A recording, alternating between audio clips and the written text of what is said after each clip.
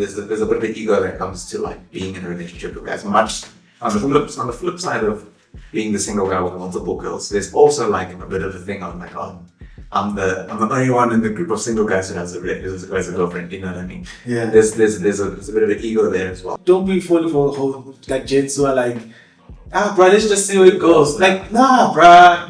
I'll tell you. Tell me where you're going. Tell me where you're going, and let me decide if I want to come there with you. Like, have a plan, have direction, bro. Never hold on to one tree, but hold on to multiple trees. Crazy. So that if the one tree falls, you know, if the one tree gets chopped, you know, you don't fall. You still have another one that you're holding on to. I felt very sheltered in high school, which is not a bad thing at times, but not saying I didn't like people or anything like that, or even wasn't in like a relationship, but like it wasn't something that was again a priority per se. Yeah, I literally would meet someone, friends, and sounds weird, but I always like say their name and put my last name. Like, does that sound like what it's like? Nah, does it?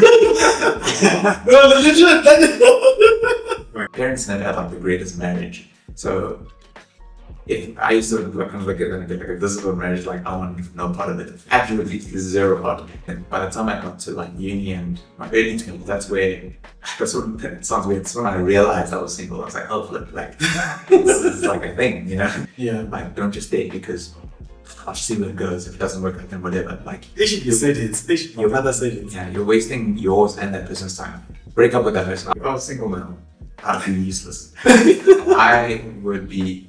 I'm just happy I'm not in the game anymore. I hate going single this season, and I hate like when especially those Christian people were like, it's your waiting period and like. Hey, before we go into this episode, I just want to thank you for being part of this community. And hey, if you're not yet part of this community, I want to urge you, why don't you like and subscribe to the channel? It would mean so much to us. We have a goal to reach 1,000 subscribers by the end of this year, and so we would really appreciate it if you can like, subscribe, and share this podcast to all those people in your community that you feel can benefit from it. And so we hope you come alongside this journey. With that said, let's go to this latest episode. Bravo! Yes, sir. How you doing, man? Yeah, I'm good, bro. It's good to see you. Good to see you too, man. Yeah, bro, thanks for this, man. This is finally happening. Yes, yeah, I appreciate this, man. It's been this has actually been my doing. Yeah, definitely. I was about to speak on that. Like, Yeah. you really were like, it was beginning of the year. I think it was posted some video or something. Something was posted and like, hey, we're gonna meet this. No, I was like, I was like, I want to be involved with it. Like, And funny enough, you were saying that we just met with, you know, my partner here, Mike, and we were like just planning here and like saying, okay, what case, which case do you want to potentially have this and just streaming and just putting names down. And your name was there. So I remember I was into a screenshot. But no, next time, like, look at the list. Good content. That's finally happening. No, I'm very grateful. Thank you. And I'm looking forward to this chat. So before maybe we even jump into what the topic is that we're talking about, maybe just for the guys who are listening in today and watching, who's Karabo Mdluli? Yes. So my name, first of all, thank you for the invitation and thank you for allowing me to basically force my way onto the show. I appreciate it. To anyone who's listening, it works, guys. Just a deal and you'll get on here. So Karabo, I'm 28 at the moment, turning 29 this year. I know it may not look it, but I'm seasoned in this game. I'm an all-round creative. That's kind of my general title. It's so hard for me to answer like what I do because I think I do so much in the creative space as a whole that I just sort of say I'm so all-round creative, but primarily a photographer. That's kind of my bread and butter in terms of what makes me what pays the bills, I should say. I was about to say it makes me the most money. That's not true, but I wish. But yeah, primarily a photographer, but I've always kind of been in and around the ministry space. My first ever job was working for my church. That was where I learned everything. I didn't know anything. They just took a chance on me. I was somewhat creative in terms of the fact that I used to like design a little bit in high school. And my good friend Brett Jones, he left working full time at the church, so they needed someone to do like church designs and slides and stuff.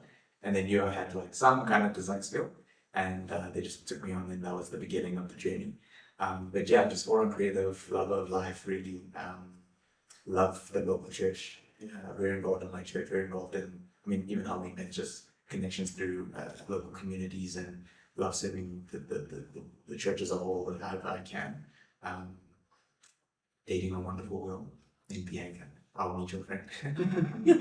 And that's me. Manchester United fan, unfortunately. It's tough times, and that's me.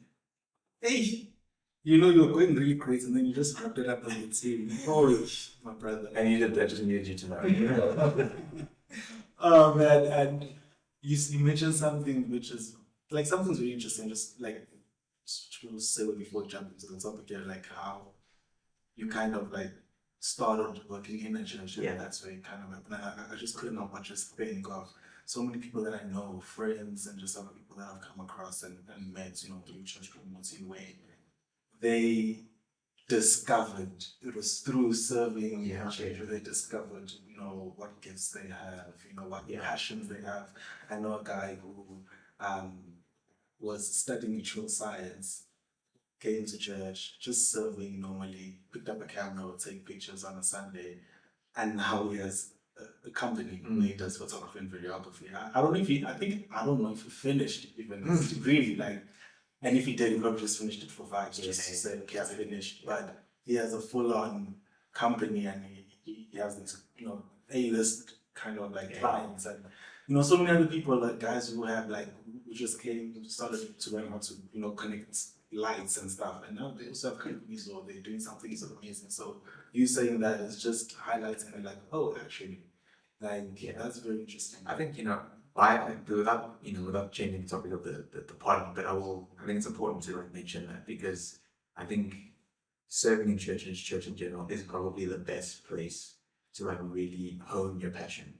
And what I mean by that is, if you have some kind of interest in anything, I don't know of a better place that allows you to foster that, grow it in a really safe environment, but also a space that lets you make mistakes and you are able to learn from those mistakes. I think what's made me better as a all-round creative is, even when there was times when I didn't have a good design or I made mistakes, my bosses and my pastors wouldn't just yell at me for the sake of yelling at me. They'd be like, "This is why I was wrong, but try again." Yeah. So it was a space where I could be rebuked in the best way possible, in terms of I made a mistake, here it is. Yeah. And then still a safe space to grow again. And honestly, serving on a Sunday, you get to, I don't know another place in the entire world besides the local church that lets you handle equipment, sound gear, instruments, people, in a space where every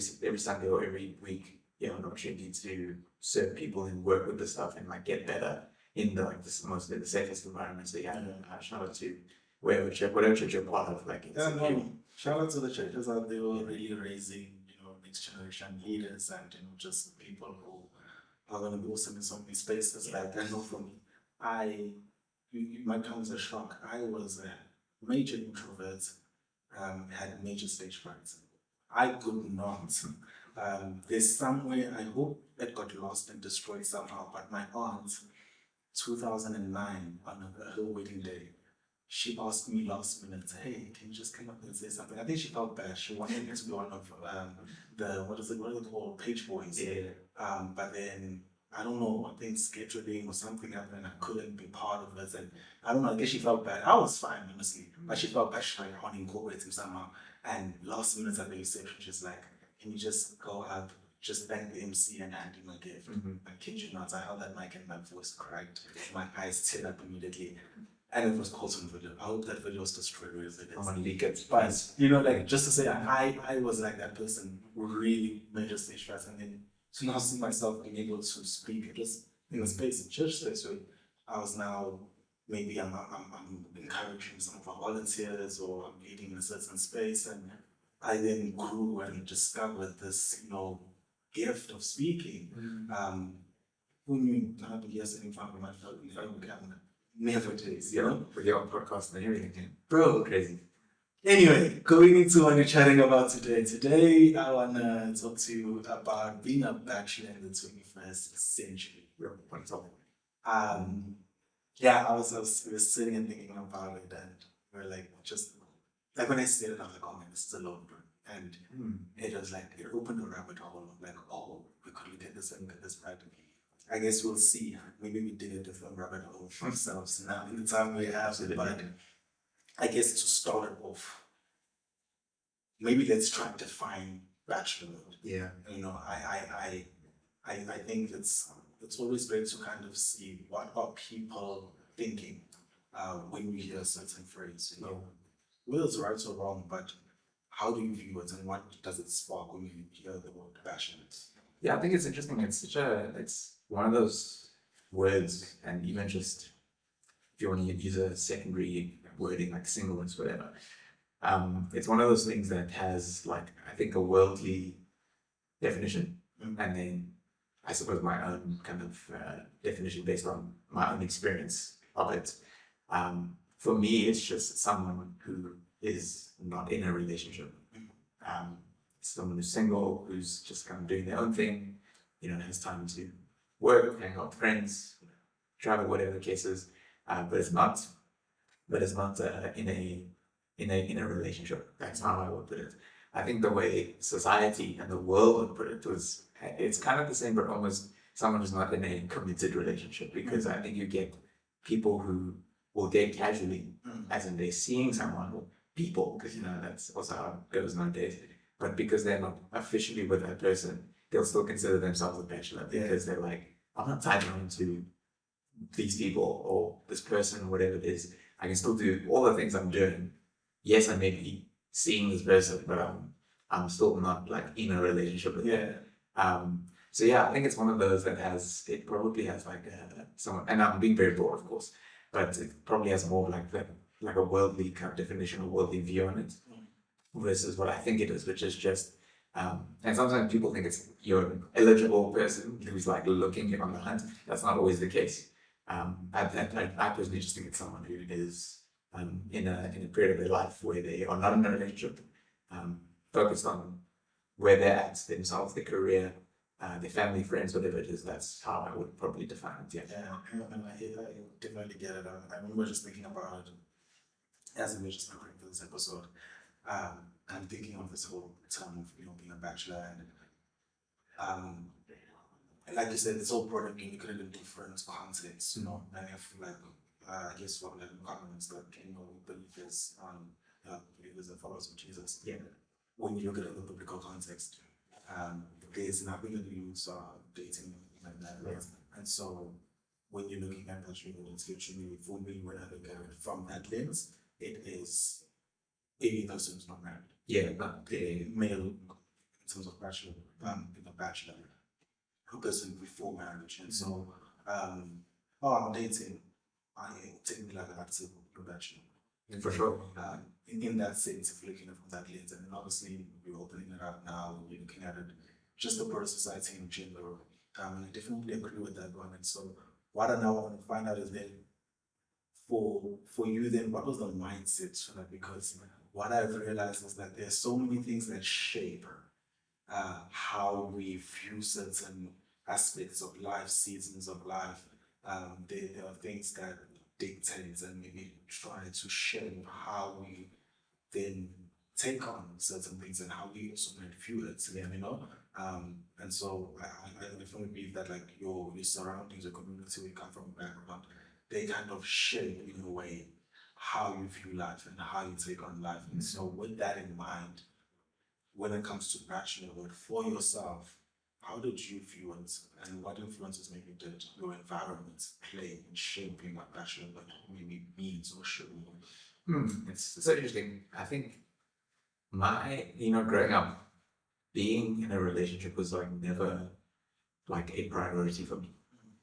Even in high school, it was just even amongst like my friends. Like I think I just growing up like jealous than I still am, but I was even more nerdier than I was now. Like all I cared about in high school was skating and like video games and even just primary school. So my whole like growing up, all I wanted to do was hang out with my friends and like play video games and chill and everything. So I'd say how that was all framed, I guess it was just the generation I grew up in, where I'm kind of the pre-social media era.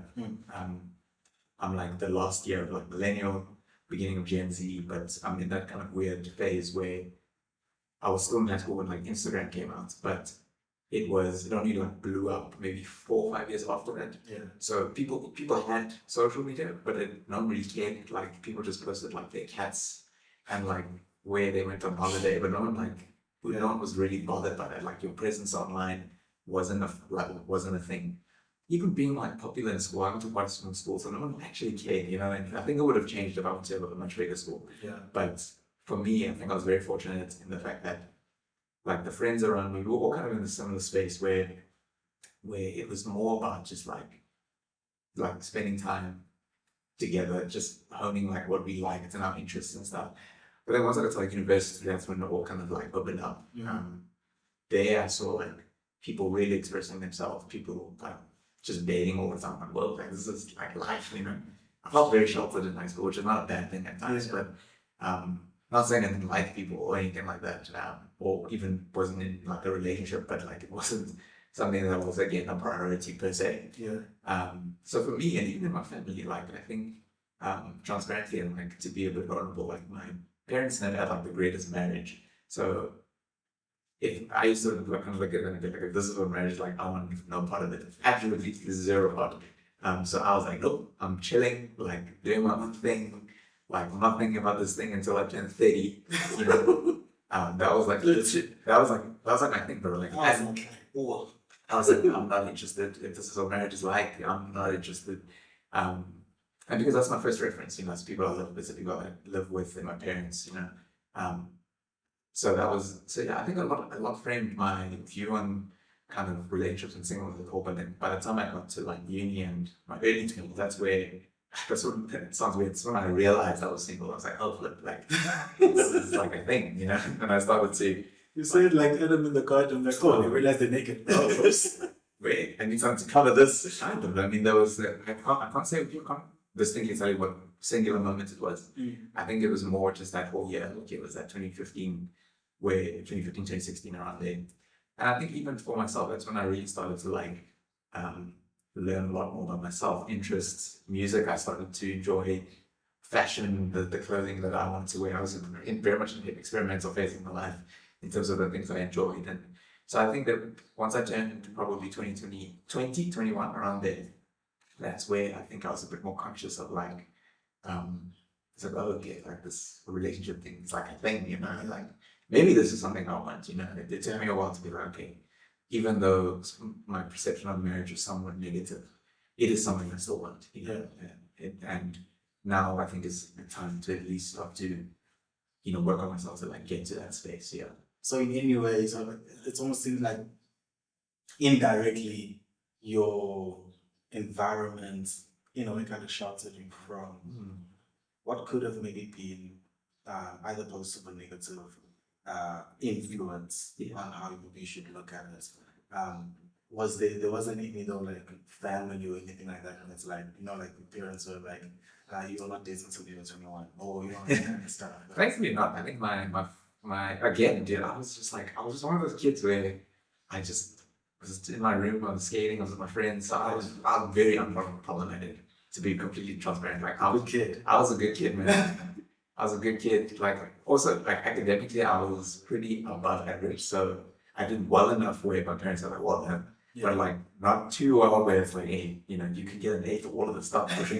I wanted to just be 60, 70, bro. That's fine, bro. Well enough, I get to uni, my parents will be fine. No one's trying to push me for extra academics and blah, blah, blah. I didn't do bad enough where it was like a concern, you know what I mean? So, I mean, I could probably if I actually studied. So if you're in high school, please study, like, don't listen to me. So yeah, my parents were never on my case about it. I think once like I started liking people and then they'd be like, oh, is this, you know, type of situation. But it was never like you're not allowed to, like, explicitly. But then again, it could have been a rule in the house. But I just never really played with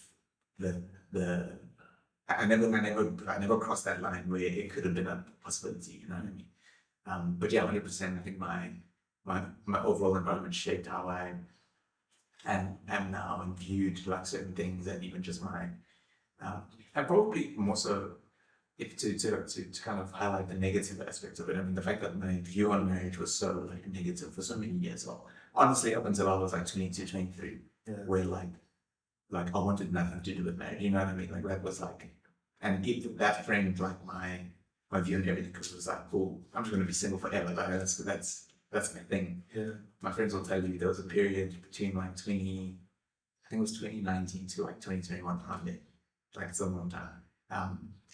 I think I was trying to like talk to this one girl, and then she just battled me for 6. So I was like, and I couldn't take it. I was like, I'm done. I'm done with women. I'm done single.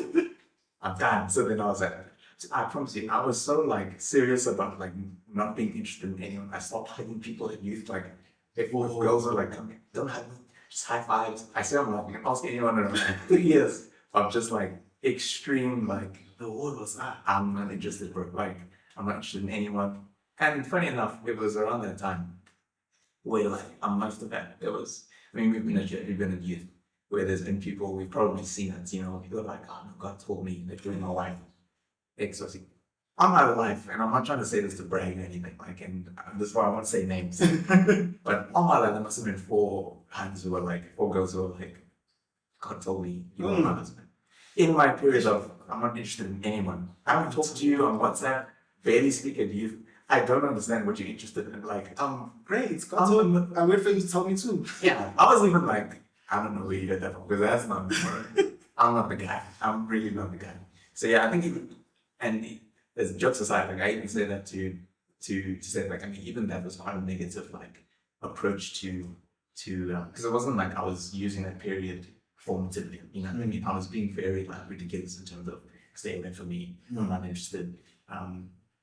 Very over the top, wasn't like necessary at all, but I wasn't necessarily using that time to like spend time with God or hang out with friends or like pick up a hobby or whatever the case may be. So there was definitely negative aspects of my island brand shaped me as well. Man, that's very interesting because like I'm just seeing some of the contrast in terms of like I'm thinking of myself with what you're chatting. For me, I was you know when they say peer pressure will get you, I was swayed left, right, and center by what society said, what my family saying, people at school, the popular kids, what's TV saying, like what is the current trend, what is the current, thing to do.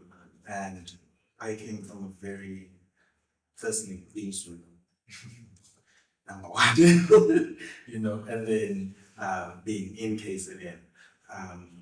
I love my Zulu people, but we are a proud people, and we can go to the negative extreme where it is not healthy. And you name it, objectifying women, just seeing dating, not just dating, having multiple partners as a sign of, I guess, bravado and, you're the guy. Yeah. That was what I was surrounded by. And I fell for that. I was like really sunk into that, So for me, it was like almost like a matter of urgency, like, I need to get a hand, not just a hand, we like a second and a third. There was this saying of like when dating, bro, this is like my cousins, uncles would tell me this. They were saying, translated obviously was never hold on to one tree, but hold on to multiple trees. Crazy. So that if the one tree falls, if the one tree gets chopped, you don't fall, and you still have another one that you're holding on to. I mean, and it was. Yes, I hear it, but. And I understood it. I was like, it's Muslim at that time. And it was to speak to this idea of dating. I'm like, no, don't date one hand. Yeah. Never date one. Have multiple. You break up with one, you still have another. Like, literally, it was literally stated proper. It was like, religiously said, like, hey, this is what it should be, And so having that was for me something that was me growing up. And I guess I'm saying this today because, which you kind of answered in a sense to say, was it ever like an intentional thing to say, I'm intentionally choosing to be single? I'm intentionally choosing to focus on myself, grow myself in whatever way. Or was it by circumstances? It's like, maybe my game was just not that strong, or I'm shy. That was my reality for most of the time. And it's like, I'm single, but I was a choice. You know? Yeah, I think it was a little bit of both. I think that period, late 2010s, early 2020s, oh sorry, like 2019 onwards. I think that was like, it's a bit of both where there was a part of me which was like, okay, I can't take being rejected anymore. My game is not there to just kind of focus on like other things. But I'm also a very very like passionate person. So like when I only date someone who I like truly see like long term, potential in terms of like I'm not dating because I'm not dating funny. Like if I like you, like this is serious, but like I'm committed to wanting to marry you. You know what I mean? Which means that in previous relationships, when those ended, I was broken, bro. I was in the guts of like my whole being was in this relationship. You know what I mean? So, and I'm someone who will take legit years between like relationships to kind of bounce back. Yeah. So I think there's a part of it that was circumstantial for sure, but I think even in those periods where I used a lot of those times to reflect as well on, okay, even though the relationship didn't necessarily end because it was my fault, whatever, I did play a part somewhat in the relationship not working out. So then to be able to like look at myself and be like, okay, what did I do wrong in certain things? Okay, I can own up to this. Yes, I wasn't the best in this situation. Cool. So then using that period of kind of forced singleness to reflect and kind of work on myself and like look back and be like, okay, cool. How can I be better for the next relationship or even just for myself? Realizing like, okay, cool. I'm not necessarily an angry person by any means, but for sure I can get frustrated like very quickly. And it's like, okay, cool. What were the triggers? I can't necessarily figure out, okay, but my response to those things that I can work on. If I can't necessarily figure out what the triggers are, and and then how do I work in response to those things? And so I think there was a part of so in that intentionality, I like the other bit where I was just more intentional about like looking back, reflecting on things, and trying to make myself better and being like, okay, well, I can work on this. I'm not too sure what happened here, but I can work on the response to these things and make it like, okay, maybe I can do better in those situations. So and I think that's genuinely come with me getting older. I think in my earlier 20s, I should say, I really had no idea what I was doing. I think I jumped into relationships blindly when I wasn't ready. Yeah. I think even in our circles, in Christian circles, marriage at like kind of early 20s is quite normal. For me, I'm always quite jealous in a sense because I didn't like know anything or like I just wasn't like mature enough. You know what I mean? I think I only hit maturity when I turned 25, like genuine, like transparently. I think by the time I turned 25, 26, that's when I actually kind of was focused on like my life and my career and what I wanted and my relationship with God and all that kind of stuff. Like before, I would say all these things. Yeah. Like I would say all of this stuff, but I don't think I was serious about it. Like so you spoke the Christianese. Like you were there, you were the lingo, you said the right things, but it wasn't so you actually practicing. Exactly, bro. I was literally like from the day I got saved, like early 18, 17 to probably like 24, 25. Mind you, I was working at the church throughout this whole period. Yeah. And I'm, by no means am I saying that I was like lying to my elders or anything like that. I was very serious about like I love Jesus and believe who he says he is and seeing those who work in my life and my friends' life. I believed it. Yeah. But when I always like to say, I would say I was a Christian, but I wasn't living as a Christian. And again, I wasn't like that whole life or anything like that, but it was almost like a part of me wasn't like really believing the things I was saying, you know what I mean? About like this, even just, Christianity is like even just about like relationships and life and everything like that, you know what I mean? Like, you could ask me what I wanted to be, I had no idea, you know what I mean? So I think there was part of me, probably when, going back to your first question, like probably when I turned like 24, 25, where there was also like a huge mind shift in my life where I was ready to be serious about like my walk, my relationship with my family, my friends, relationships in general, everything. I was just, my career, I was just ready to be serious. Yeah. I was ready to be like, okay, if I'm going to commit to this, whatever it is, I'm going all in. No, I hear you. And you said something very interesting. Like, I think it's one of the things that like we share in common, that you kind of like really go all in, and if you're dating someone that's like you really like this person and stuff. I like last week I was chatting with Mike and I was telling him like, there's this one thing that just like, like I cannot reconcile with it. I'm like, why do we say like this? And I'm gonna try and maybe play the other side and see, because I just want to explore it and just understand it, because it's very interesting. Like what you're saying, I 100% resonance. I think for me, like it might seem weird or quirky or whatever the case is. I mean this, and I honestly feel this way. Every single person I've ever been in a relationship with, at that time, in my current state of maturity or immaturity, I was in my mind and in my heart, I was like, I'm prepared to go to distance, I'm prepared to marry. Yeah. Right? Like it would take so much. It takes so much. I was like, I give props to guys who can see a girl like for the first time and then just walk up to them, really spit some game, get their phone number. I have not known to start. Yeah, you know. If I was single now, I'd be useless. I would be. I'm just happy I'm not in the game anymore. Honestly, bro, I would be. Yeah, no, I hear from other brothers out there, the game is rough. It's absolutely the stories I hear. I'm like, the people are really treating you like this. The game's like this, guys. No ways. Yeah, I'd be useless. Bro, so like I'd be very like intentional. Like I can have a crush on you. I can think you're the most beautiful person I've seen. That's not gonna cut it. You know, so like it takes time. Like I'm gonna try to learn. I'm gonna try to just do conversations. Yeah. Would you say I just say likes and dislikes? Would you say? Sorry to cut you off. Would you say you like to? Because I'm someone who likes every person I did. I was friends with them for a while. Yeah. Like a good 6 months to a year at the least before I even considered any feelings. Are you sort of the same? Is it a friendship based or is it just getting to know them? It's fundamental. It's different fundamental. And I remember what you're saying. It reminds me of something that a mutual friend of ours, his wife, said during COVID, actually 2020.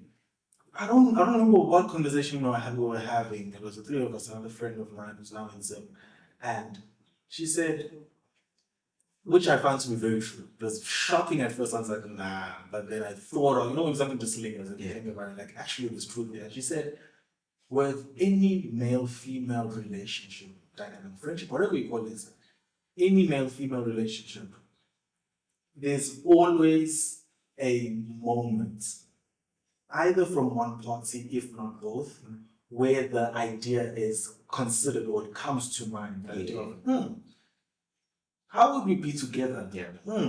Would I date this person? Like, there's always, even if it's a split moment, it's not necessarily to say, that's what I'm saying, and I'm saying it's a moment, it's not to say it's a crush. It's not to say you like them already, but you meet a person of the opposite sex. It's like, there's going to be that moment in one of you, if not both, where you consider that thought of, and then it could pass, and then maybe you think on it more, and then it develops, or whatever the case is. And so to what you're saying is, friendship for me is fundamental, right? And I know that that statement is true. I find it to be true because I'm like, every single female I've come across, and if I know you, after it's come to mind. I was like, nah. Like I remember saying to, I think I was saying to like my sister-in-law, we were talking literally about something. I'm like, I literally would meet someone, friends, and sounds weird, but I always like say their name and put my last name. Like, does that sound like what it's like? Nah. Does it? No, legit. Bro, like, sorry guys. Like, I was legit like, just, like, Letitia's moving. So nice. So there was no ring. It was like it was a deal. It was really a test. Like, does your name sound one with my name? If it doesn't, we're not even going to extend it any further. You know, like, so Z1 name. For those that know, they know. So, and then to answer the question, yes, I think it's very fundamental for me. It's foundational, the friendship aspect, and that's something I really pursue. Even with my wife, that was something we were intentional to do. Before even dating, I told her, hey, I like you. And it was so weird. I was like, oh, I like you. This, and hey, I'd love to, I'd like us to maybe date, and this is my intentions and all of that. I'm like, that's awesome, yeah. She's like, oh, awesome. I feel the same way. I feel, there are some feelings, whatever. But I think let's get to know each other straight. 100%. And I was like, let's do it. That's it. Yeah. I guess let me jump the gun a bit and maybe like pose a question to Yeah. you as well. Because I think there'll be a lot of guys in our kind of age group or sphere who will probably listen to this part of the conversation and be like, okay, then should they use this time of singleness to then kind of explore these things where it's like, because I hate calling singleness in this season. And I hate like when especially as Christian people, we're like, it's your waiting period and Yeah, waiting period is but why not season? I think season because I don't think it's like that. Yes, it's pivotal in the sense that it forms like a big part of like who you are and all that kind of stuff. But it's one of those things that is very much. It's not we don't choose that you're born single. Yeah. And you live like majority of your life single until you find someone that possibly even married them. Yeah. That's been your personal love with that person. But then that's not like it can't be because it's been a season since I was born there. Yeah. It didn't just start when I turned 13 and was conscious of it. You know what I mean? If you want to say that, by all means, I'm not trying to like. That's an interesting one. I actually thought of it like that. And again, I'm not trying to like change people's perspectives on like because you can be because then to another point when you are a bit more conscious of it and you are like okay, cool, this is like a moment where I can actually focus on God or whatever and be more intentional about that season. Then that's totally different. Then it can be a season. Then I think in that perspective where it's like okay, well I'm actually going to use this period to like better myself. I'm going to go to the gym more. I'm going to read the Bible more, read books to like kind of hone my mind a bit more, then where you're a bit more intentional about that. But so my question, it's like, should we encourage people to be like, if they feel like they're ready to date, for example, or if they want a relationship, how should they approach like this period of like, especially as guys, I mean, because it's hard to like, it's hard to say. And I think that's what I know. I just want to hear you take on this because I think it's not there's no set kind of way of like, wow, this is what it must look like. Each person kind of figures it out for themselves, you know. And for the most part, we grow and learn through experiences, you know. So with that said, I always what is it that you want? Yeah. Like, what is it that you're going for? Because that's going to determine what should it look like for you as you kind of go into all that. Like, for example, if you're saying you want to start a business, hey, do you have a business idea? Yeah. Okay, you have one. Okay, hey, do you have accounts? Well, what do you need to start planning? Planning. Like, 1,000%. planning. So 1,000%. Yeah. you're saying you want to be in a relationship. Well, what do you need to do? Maybe I need to get out more and be in social spaces where I can meet other people. Maybe I need to work on myself. Maybe I need to be just diligent in grooming myself as a gent so that I am appealing to a potential, girlfriend. Like, whatever that is, like I need to oversee some things. So you need to determine for yourself what is it that you want, and then that's going to kind of guide you in terms of like what should I do to prepare. But then also, for me, this is it's quite a point for me to say, when I always tell people like I'm not ready. That statement was like, I believe you're never ready. I was like, you prepare to a certain point, but when it comes, you're never necessarily ready. There's always, I put it like this, there's always something else to work on. You'll conquer this and it may happen. Some people are like, I'm just securing the bag first. Okay, cool. Define securing the bag. Where's the arrival point? Because if you're saying I'm securing the bag, that's opening statements. Like securing the bag could mean so many things, right? Define it. I want to ensure that I already have medical aid in place. You define it. That's I have medical aid in place. I don't have debt. I live in my own space. I have a car. Okay, you've defined it. Now there's an arrival point rather than I want to secure the bag first. You know what I'm saying? So oftentimes it seems like I always say to even some people like, well, is it a delay tactic? When you're saying I'm not ready, when you're saying I'm working on me, you're always going to be working on you. I'm working on me and I'm married and now I have a kid. I'm still working on me, right? I'm never going to stop working on me because then if I stop, I'm doing an injustice to myself and those around me. So I am working on myself. But then at what point do I have a place of like, once I've maybe grown to this point, maybe for example, once I have gotten better at handling my anger issues, because I have anger issues, then I can entertain the possibility of dating. Okay, now make sure that I have a measure of when I get to this point, then I'll consider this, right? So, yes, you want to prepare, right? Preparation is a good thing, it's never a bad thing. But I want people to be, I always say, be mindful of how you're doing it. Sometimes you can be playing against, it could be working against whatever you're trying to do, when you don't define things, and some things can just be mechanisms to delay. Easy example, this podcast. I started this thing for 2 years. Had the idea, had the name, I knew that it sat on my heart, it'll never leave me. But brother, I said, I need good mics. I need a camera. But I'm talking about things that I'm like, even now I don't have, right? So like, these are borrowed mics, the cameras, your mic, your camera, your phone, my phone. Like, I had to get to a point of like, wait, I want to do this. I have the name. Do I have a good phone? What do I have? Yeah. Can I actually do something that is decent? Yes, I can. Okay, let's do it. Similar with that. Like, you saying you're single, awesome. And you say maybe you want to prepare for it. Okay, define. Yeah. What does that look like if you're saying prepare? And then when you're doing that, have the markers of like, okay, when I'm here, now I can consider, rather than just putting a blanket term. I think it opens up a lot for procrastinating. Yeah. So yes, prepare. But be mindful how you prepare. But also, it shouldn't just be about that. Yeah, I think you nailed it there. I totally agree. But I also think and this is even not just a kind of thing. I think this is just as someone who's 100% not an expert on relationships. I've had shockers in my time. Do not listen to me. But like, I will say this. I think what's always kind of what I've learned in my years, my almost 30 years of life, is if you're like actively pursuing relationships as a single person, that's oftentimes when you're not gonna get them, because it becomes such a sole focus in your life that it almost like distracts you. Yeah. And so much to the point where you're willing to compromise your faith beliefs, your what's the word, your morals, because this person ticks like 8 of your 10 boxes or whatever the case may be. And you're like, and how are you in a relationship? Maybe I'm not gonna find someone better, we get along, and you start to justify these things, but then it's like, she's not really Christian, but it's fine.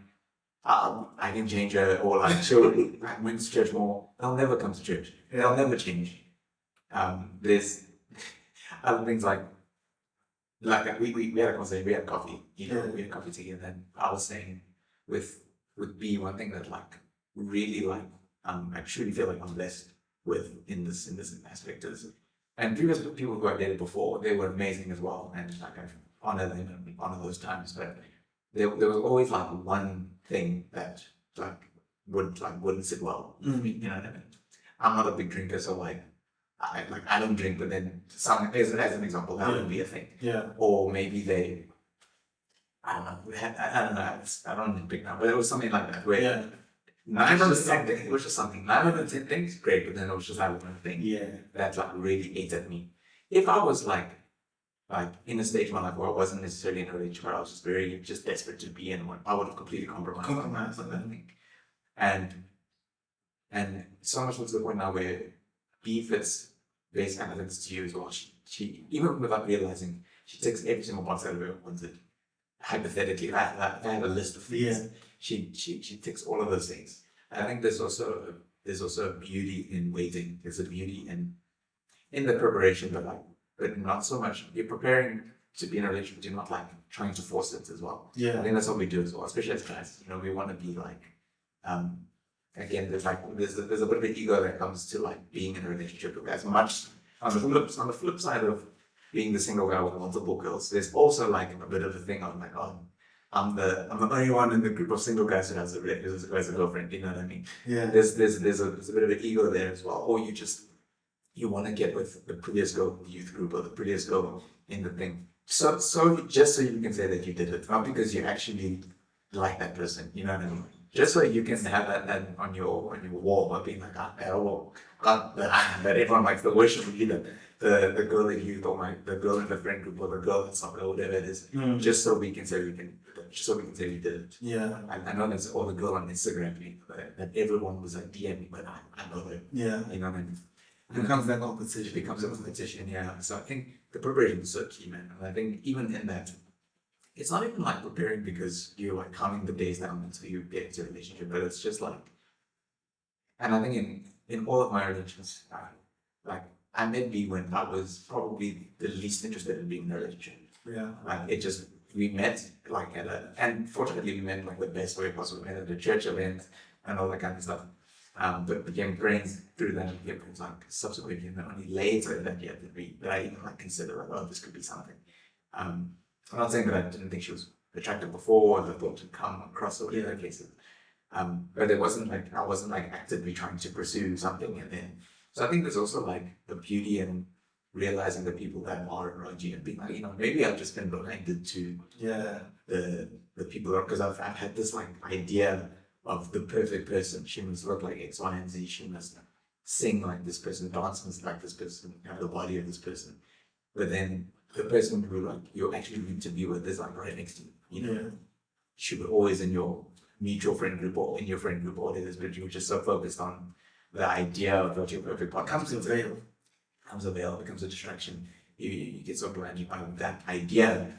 And it's so cliche to say, but we fall in love with that idea of being in a relationship rather than just like the person, you know what I mean? And I think even spill into the actual relationship itself, where you're fully in a relationship with someone, you may like them, love them, whatever the case is, but you actually just like the idea of being with them, not like actually being with them, because then you again compromise through the fact that this person sucks, their communication is horrible, or they go out too much, or they're actually not funny. That's guys, can I just say something?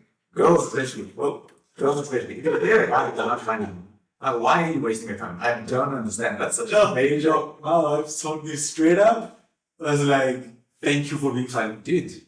Because I would have never. Bro. You know, and it's not to say like you're just a funny person in general, but your person would find you funny. Like, that's what I don't care. What are you talking about? Like, what do you guys even have conversations about? And you're not like laughing with each other. What kind of life is it? I'm sorry. Girls, if you're dating a guy that's not funny, even guys, like, I think one of the biggest like major like attractions for me is someone who's funny. I don't mean someone who's like joke funny, like who can tell a joke. But you can make me laugh. But you make me laugh. You're just a funny person. And maybe I just find you funny. Yeah, exactly. That's the thing. Like, there's also say you're a comedian. Yes. Can we find each other funny? Like, you know, nah, definitely. And you said something. So we were speaking of like, you know, the preparation and everything. And yes, being prepared, that's awesome. And sometimes being in such a similar and there's power in waiting, 100%. Yeah. I have a question. One Christian brother to another. Online dating apps, hookup culture. Yeah. What are your thoughts? What do you say to that? Because when I say hookup culture, something I'm like, I'm single. I don't, like I said, there's no title on what time I'm single. Yeah, in that sense. So I meet someone, I find them awesome. We have a date. Right? Go on a date. I meet someone else, we go on another date to that person. Or the second date to that person. Thoughts? So, I mean, sign of the times is just like that's just how it is nowadays. First of all, I would say that. But I will say this. First of all, shout out to my friends who are married now and met online. You know, it does work. Yeah. You know, so I think my personal view is that it purely comes down to like intention and intentionality. Like if you're on the apps because you genuinely want to find a relationship, like a really wholesome relationship, really get to know you. Because there's some who just go there to listen, if you are wanting to, you will find those, you know, that's, people are on there for that. But I think if you're genuinely like looking to get to know someone, find them, and get into like a proper relationship, and you know, the real world, the church, or whatever, work is not like cutting it. Yeah. And I understand that that's just how it is for a lot of people. Then cool, like, you know, do the things. But if your intention is like pure, I have no issue with it whatsoever. But I do think it's dangerous because it's much easier to fall into the trap of just like consistently just dating a bunch of people and like getting into that habit because it's so like accessible. I mean, it's literally swiping through people. I mean, like, it's like herding like sheep. It's the concept is weird for me. I've never been on dating apps. Yeah. Never like met someone on apps or whatever the case may be. So like it's hard for me to like have an objective, a subjective view on this because like it's like objective view on this because I haven't really experienced that lifestyle. So This is all purely based on like, my experience and just things I've seen. I've seen very positive elements of it for sure. Something that mine has mentioned. But I've seen very negatives as well. I mean, I've heard when I was in Cape Town, a friend of mine matched with someone, and they were going to just take a walk on the prom, and then for thinking you showed up, and then I think because the way the convo was going, he realized that she's actually like a great person, and she's not just here for a hooker, and he just bailed. Like he literally just like I couldn't believe it. Like I was so unusual. I couldn't believe it. I actually like this where it's like all they want is just like whatever, just something casual, you know what I mean? I'm also not that guy, bro. Like I'm not here for casual anything. Yeah. Like I'm here for serious things, Yeah. And so my advice or my kind of perspective is with hookup culture, I think dangerous game to play. Like if you're just casually dating, no real like intention. Because for me, I do, even though it's not like verbatim mentioned in the Bible, I do consider dating a very sacred. I hold it in a bit of sacredness. Yeah. Because I do think it's a pivotal time before you get married. It's a nice period where you get to know someone. You're in this committed agreement where it's like, cool, we want to get to know each other to the point where marriage is a strong consideration. And then once the engagement happens, then it's like, cool, next steps. So I think that dating period is so like important as well. Not as important, not that there's degrees or levels, but I think you must treat it with a level of like seriousness and intentionality where it's not just a game. Yeah. Like don't just date because I'll see where it goes. If it doesn't work out, then whatever. Like you said it. My brother said it. Yeah, you're wasting yours and that person's time. Break up with that person. I'm sorry. Like my brother said it. Don't just date and say, let's see where it goes. I was telling, we were chatting about this on Saturday. Yeah, we spoke about this on Saturday planning, and I remember when a couple of months back, I think I even said it to like my sister-in-law. We were having a conversation, my sister-in-law, my wife. Mm-hmm. I'm like, bro, don't be falling for a whole like gents who are like, bro, let's just see where it goes. Like, nah, bro. I'll tell you. Tell me where you're going. Tell me where you're going, and let me decide if I can come there with you. Like, have a plan, have direction, bro. Because then you're gonna date for like a year or whatever, and now you break up. You just wasted a whole year. The year's gone. You're not gonna get that name back. Right, exactly. That's a date song. That's a date song. Brethren. Date song. I'm thinking about dates. You must go to all the anniversaries, month anniversaries, gifts, your birthday, Valentine's Day. Besides that, and then I must also invest emotionally now. You're gonna tell me about your family. Some people overshare, which again, I'm actually talk about like in terms of boundaries and stuff, but we're gonna get to that part. But you find people who are gonna share, like now you're telling me your sister did this, you're telling me about your family issues. Now I must break up, now I must get rid of all this garbage. I know all of these things, I know all of these secrets, I know your background and these things. And imagine you met the family. All for nothing. You met the family. We had dinners together. Only the name of let's see what goes. Never that, bro. Never. But I wanna try and understand, like, I don't know, maybe like you can even human me. Where does it? Because I think, like, with the two of us here, we're on the other spectrum where we're just like, bro, we're in the game of seriousness. But I think there's a gent out there, legit, who's like, I actually just want to see where it goes. Like, I don't know. Do you maybe know what's the logic behind? Hey, let's see where it goes. I think personally, man, I think it stems from a place of not necessarily unseriousness, but uncertainty, right? And granted, uncertainty does come in whatever relationship you decide to delve into. But maybe you're still carrying a sense of hurt from your previous relationship, or you've gained a sense of skepticism, right? Because you maybe have gone for a certain type of person you thought, okay, maybe all women or all men are like this. So as a result, whenever you come across a potential relationship, you don't have an end goal in mind. You're just like, you know what, let's see where this goes. Maybe it might lead to something good. Maybe it might not be worthwhile, but I'm willing to try. So that's some people's defense mechanism, So it could be that. I can't say absolute certainty for everybody, because some people are just like, yes, I'm here for a good time, not a long time, right? And you might not be upfront about that. Mm. So something to consider. Yeah, it's probably not always like negative, like Mike is saying. Yeah. And there's probably elements. I actually do fully agree with that, where it's like, it's not. Potentially, it's not always like a bad thing, what I mean? And for sure, I'm sure even for the both of us, we there was always like that I'm serious about this, you know what I mean? Like, even if it was a passing thought, Yeah. you know what I mean? It's like, okay, cool, like, go on first date, it's like, cool, I had a good time, but like, you know, we'll just go further than this, and then we've kept going, you know what I mean? Um, so, I guess to your question, like, where does that change? So now, okay, I don't know. I think we've been pivoting so much to speaking on this, but like with that, then I think the question that's coming to mind is, what was then for maybe a point for you to be like, okay, I'm ready.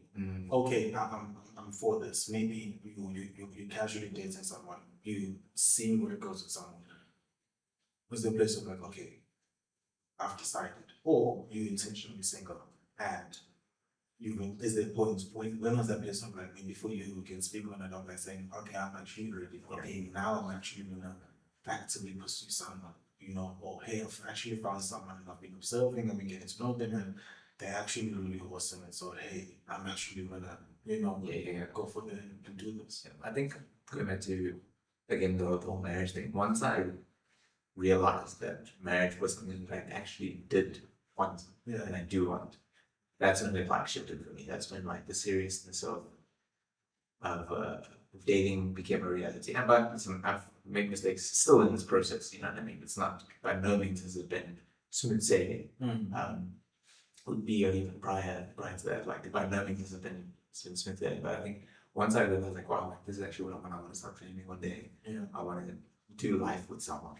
I think that's when it changed for me. So it wasn't necessarily a shift of like, I'm just tired of being single, or I just want to be in a relationship. It was more, I went straight to like the finish line in terms of like, not that it's The goal. the goal, or I'll end with this, but like, I'll get into that. But I was saying, once I realized like marriage was something that I really wanted, and it's something that I really want, like currently, that's when it all shifted. That being said, I do think that within church context, and I will humbly say this, it's a big problem in my church, my local community, where marriage is held in such like high esteem.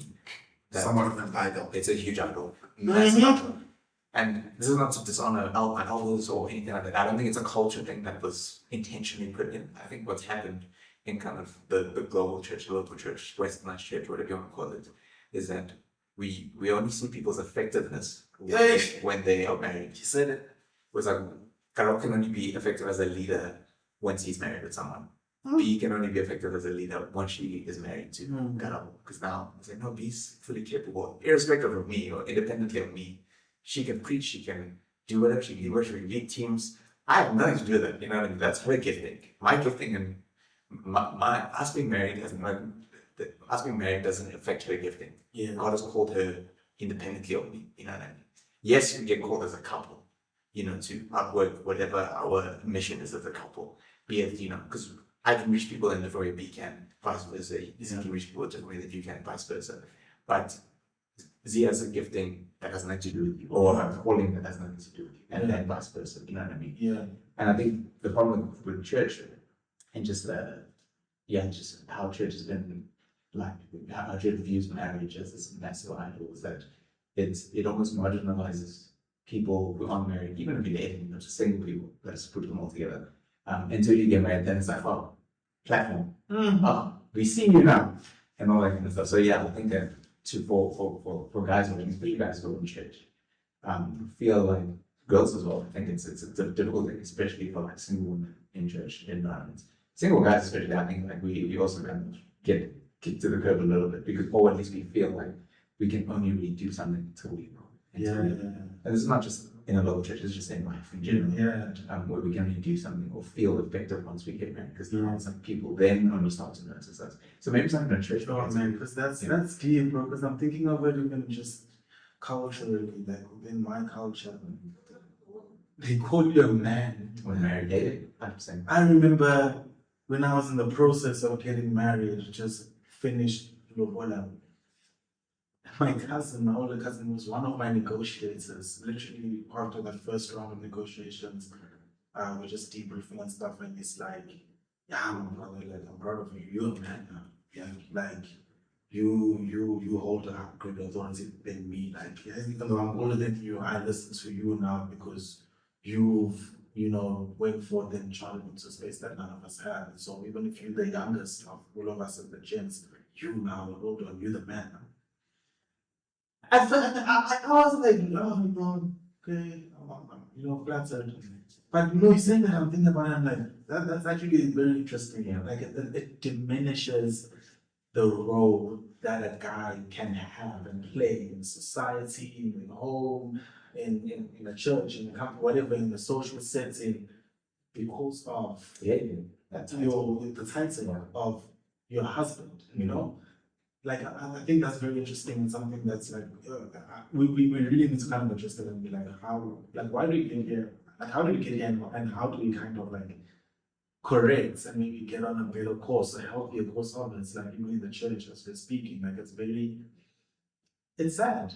It's sad to see that is the dominant, that's what's dominating people's thoughts. And so now we find gents, even females, who are actively like pursuing this, like, I want to get married, I need to get married. But then you also find some guys who are seeing it and maybe seeing it from the perspective you just shared, and that is now motivation for them to meet. I understand, yeah. And so, and I don't think either of them are healthy, because now I don't think the motivator for you to remain single or to get married, I don't think it's a healthy one, because now you're seeing this. And because of what you see, how you see it, you're seeing it in a great light, it's like, wow, it's a stepping stone. We're seeing it as, why should this be what defines my effectiveness as a person? And then decide either it's for it's against it. And that's very interesting what you mentioned there. And so you now obviously you're dating, you've been dating how long now? 2 years. Yeah. Like it was just recently 2 years. Yeah, 2 years now. Talk to me about how do boundaries look like? What does that look like in terms of like, obviously you guys, in a sense, there's a partnership. Yeah. Right? And I think you see it's done in different ways, whether it's cohabitation, whether it's sharing financial responsibilities, sharing emotionally. What did that look like in your space? And I was saying, I remember dating as a kid. And maybe she'd be not doing that great today. What's wrong? And she said something I found really interesting. She's like, it's family, like something with family. What's up? She's like, yeah, this is something that you tell me for marriage. So I'll be okay. It's time, but yeah, I'll come share that, And I found it very fascinating. I'm like, wait, what? Can you tell me what you meant? What do you mean? And at first I felt like, gonna have secrets now? It felt like a secrecy kind of thing, I was like, I'm for that. But the longer I thought about it, I'm like, actually, yeah. Like, I think there should be boundaries. I think there should be spaces where, like, we don't let each other in because, hey, yes, we committed to each other, we're exclusive right now, but like, nothing's guaranteed right now. So, like, until maybe we're in a different season, there's just some spaces you're not coming, And I found it really interesting when she said that, and then only later on to be like, I see, I get it. But from your side, what does that look like? What does that look like? And yeah, I think the one thing that I do agree with in terms of like boundaries, and I'll use my LGBT as an example.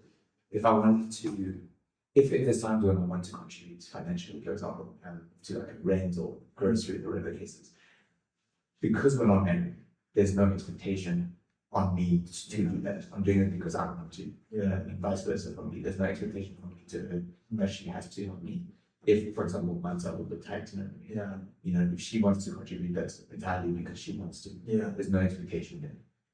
And I think going back to your point as well, where if you emotionally like with your partner, your girlfriend or boyfriend, share like a bunch of stuff, like traumas or whatever it is, maybe. I'm not saying it's wrong, or I'm not saying it's a bad thing, but I understand that if you're sharing those things and God forbid the relationship doesn't work out, to try and amend that separation would be like incredibly difficult and very hard to be honest with you. And I think that's also going back to my previous point. My previous points about like being a very passionate guy. I think I did that in the past where I kind of emotionally went not too far, because it's not that it's too far, but like I gave a lot about myself. Shared a lot about myself. So when right now is, and not that it's a bad thing, but like you kind of think in the back of your mind, wow, there's someone who knows a ton about me, the world, and we're not together anymore, be it friends or whatever the case, ex-partners, whatever the relationship is. Oh, yeah, whatever the relationship is. And I think that's the hardest thing for me, aside from men. Like, I actually don't want to now, and why it's somewhat navigating my approach now would be where I actually don't want there to be another person who knows everything about me where we're not together anymore. And I think it does make it very it does bring about a lot of intentionality, because it's like, well, I'm actually sharing this stuff and I don't want this to end, you know what I mean? If this boundary, if you want to call it a boundary, is now like crossed, then I know it sounds bad, but you know what I mean? From an emotional level, it should then make the intentionality around the relationship even stronger. Yeah. Like, you should be like, okay, cool, like, we are not committed to making this work because I've shared this very personal thing with you. And vice versa, you know what I mean? Money is like whatever, like, I'm not saying once you like pop up with rent that you have to be together. that's not how it should work, because that's still. I'll pay the rent. I pay the rent, bro. Yeah, that's on you, bro. You lost that money. But if it's like emotionally, like, man, I shared this thing that happened to me as a kid. This is what I struggle with. You know, these are things that you wouldn't necessarily share with anyone, like outside of maybe a therapist or like a very close friend. But if it's someone like you are committed to being with, I think establishing that boundary, which I think is healthy, but establishing that if you do, and I think that's worth the conversation with your partner to be like, okay, if I'm sharing this with you, I just want you to know that I'm now like very committed to making this work, because I'm like, I don't share this with someone, you know, and vice versa. So yeah. And you know what you're saying, it's making me realize that we can learn so much from our friendships, than the friendships that we hold. Because like what you're sharing now, like my best friend and I, it's probably like 12 years now of us being friends, and we developed this thing some years ago where like because we constantly sharing what we're struggling with, family dynamics and that stuff. And there's points where we're like, bro, you know too much about my life. Like, you have secrets that could even break a family. So there's no way, like, if we ever in disagreements, we need to solve this thing now. Like, there's no way this friendship is ending. One must die. You know, we literally have a saying of one must die type of thing. And it's because you just understand how much you share and the bond that has been developed, you know? And I think there's much that could be learned from, like, because I feel like there's a laziness. I don't know, maybe laziness is the correct term, but when it comes to how we approach romantic relationships, for us, for some reason, we approach, I'm using it very loosely in the sense, like, I'm just generalizing, obviously, it's not everyone who follows this approach, but we approach romantic relationships so differently from friendships, in the sense that we always just like, there's a way out. 100%. You know? And I feel like that is such a destructive approach to something that is supposed to be like maybe something supposed to be such a integral part of your life, of your journey as you develop. Approach it already. I feel like you really just downplayed it and really just put it into it. You're already approaching saying, bruh, I'll just get out if I can. I don't think we have, I stand to be great, and I don't think we approach friendships in that same mindset. So I'm like, I want to be Karabo's friend.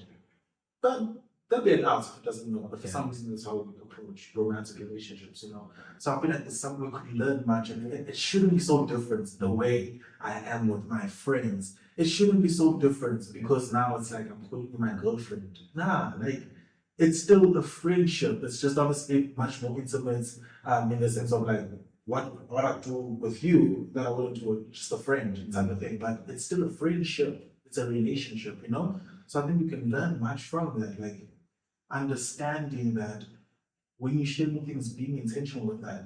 There are things that I will share with you that I might not share with another person. Well, there's a friend that I consider a friend. Why? Because of just the level of where the relationship is. Likewise with the romantic relationship. I feel like there's levels too. There's spaces. Still getting to know each other. Okay, now there's some depth. We've been at it for maybe 2 years or so. Hey, maybe you're with my parents, I'll meet your parents. It progresses. And as it progresses, you are able then to open up in a way that maybe you weren't comfortable opening up in. in earlier seasons, you know. So I think that's something we need to kind of like maybe tune into, because I'm looking at how, you know, you speak on divorce rates, you can speak on just the singleness. I was looking at stats, that's SA. Singleness is on the rise. I was looking at a stat that was comparing from between 2011 and 2022. It's on the rise. Singleness is on the rise. Cohabitation is on the decrease.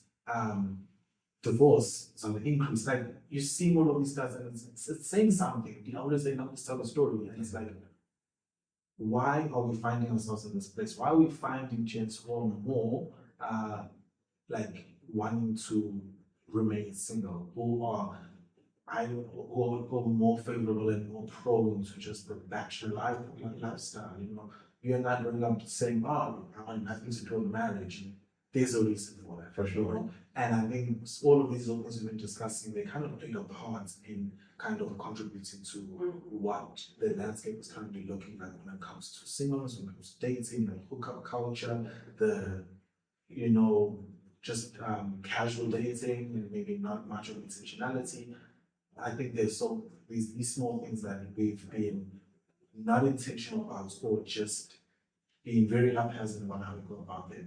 And now we see, you look at your friend, you see their relationship, or you're seeing a failed marriage, you're seeing your parents, you're seeing whatever, and then it's informing you to say, no, I'd rather date this way. Let me just stay bachelor, let me just casually date without any commitment, you know, and anything. So it's very interesting, and I think there's a lot that can be said around the whole conversation. I think my eyes were open when my wife used that example, when she said like, oh yeah, something's happened in family was, but oh, I can't tell you now. Yeah. I was like, oh. And then when we were married, I was like, you remember that time? What happened? What was that?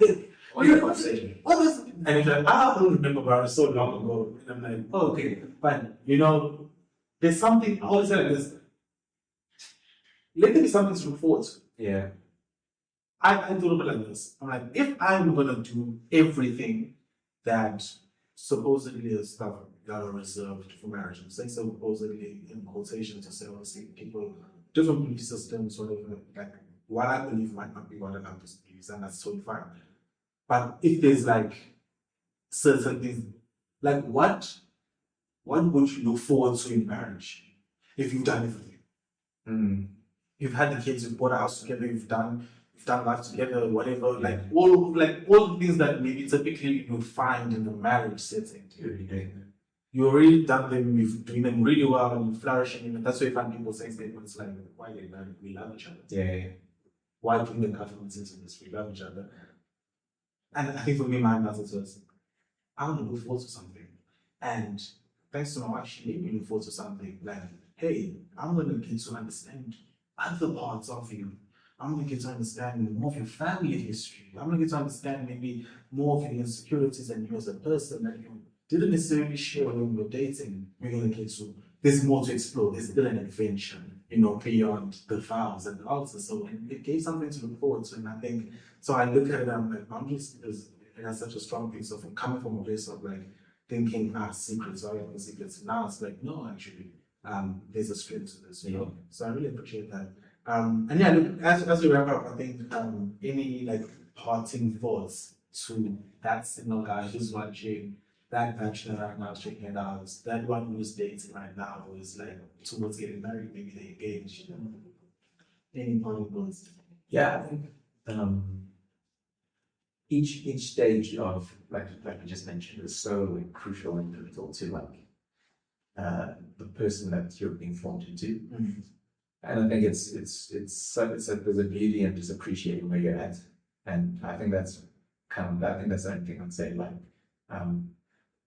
whatever stage in your single dating, engaged life you're in, wanting to get into a relationship, happy being single, bachelor, whatever stage you're in, I think there's, especially if you're someone where marriage is something that you want, or a relationship is something you want, or whatever the case may be.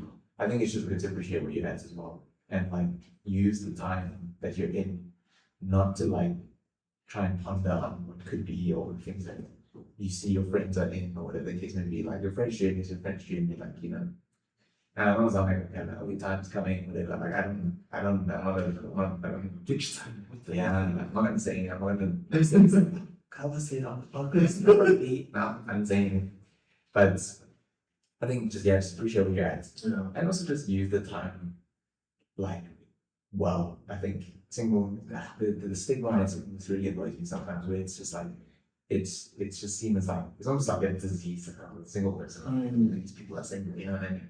And it's like, no man, like, this is such an important time to spend time with family, like get to know yourself better, spend time in the Word where you're not distracted by, and the relationships can be distracted, they take up a lot of your time and everything. For like the better, of course, like it's great, it's awesome, but they do require a lot of you. And in this time where you're not necessarily in a relationship, like use that time to spend time in the Word, like better yourself, go to gym, like hang out with friends. You have time. Really, one thing you use as you get older is just access to time. So I think that's just one. Just enjoy the time. And if you're someone who's just like kind of bouncing on pyramids, my only like advice I would say like really is like how fruitful is that really? Like how fruitful is that season really? Like sure you had fun and sure like good time, not a long time person, whatever, like I'm not trying to judge you or anything like that, but understand that once you get to like my age or like your 30s and now your whole 20s were dedicated to now I'm here for a good time, not a long time. Like who's that person that you become now? Are you happy with that person? So that would just be my advice is if you get to like, so are you going to be happy with the person that you end up become? Yeah. That's my opinion. Not again, I don't say with any judgment or condemnation or anything like that. Like we're all on a journey, we're all figuring out life and all that kind of stuff. But yeah, just will you be happy with the person you're going to become? Yeah. And it's the person wanting a relationship, right? Just enjoy this period. Paul says consistently, do not get married. Just stay on me, you know what I mean? So there's so many benefits to like having the time and the access to like just do things and like just do stuff as well. Like if you're single, do stuff. Like pick up a hobby. Take yourself out on a date. Take yourself out on a date, bro. Like become a person that you would want to date. You know what I mean? Like that's where at every youth young adults conference we hear it's like if you're looking for the one, are you the one? It's such a real thing. Like are you actually the person that you would want to date? Yeah. And if you're not, cool. What do I need to do to become that person? Yeah. Yeah. So that's what I'm saying. Come on, the grass isn't green on the other side. It's green where you water it. It is. Yeah. And speaking when you will have with the person you're becoming, I will always ask every guest, who is Karabo becoming? Actually didn't see this question. Surprise! That's good. That's actually, so this is very, very raw. I think everyone said this might change, I think. And I think an answer like this might change, but I would say Karabo's becoming a more secure person every day. I think I was a very insecure kid. I was very hard on myself, growing up, very hard on myself. Like, I used to be like, why don't you dress like these kids? As much as like, again, I was very unproblematic but I was definitely the kid who was very hard on myself. Like, man, why don't I dress like the cool kids? Why do I like skating and not rugby? You know what I mean? I love rugby. I love sports. I was also very sporty, but like I just enjoyed other things. Yeah. You know what I mean, man? So I think, and more and more as I've gotten older, as my relationship with God has grown and all that, I've generally just become more secure and just happy with who I am. Another way, I'm just becoming happier every day. I'm just becoming a happier person. Happier around my friends, happy be all that kind of stuff. And so I'm becoming a more secure person. I think that's who I was becoming. Awesome. Yeah. Thank you so much, Karabo. Thank you, man. Really appreciate it, man. Thank you guys. Awesome. It's amazing. Thank you guys.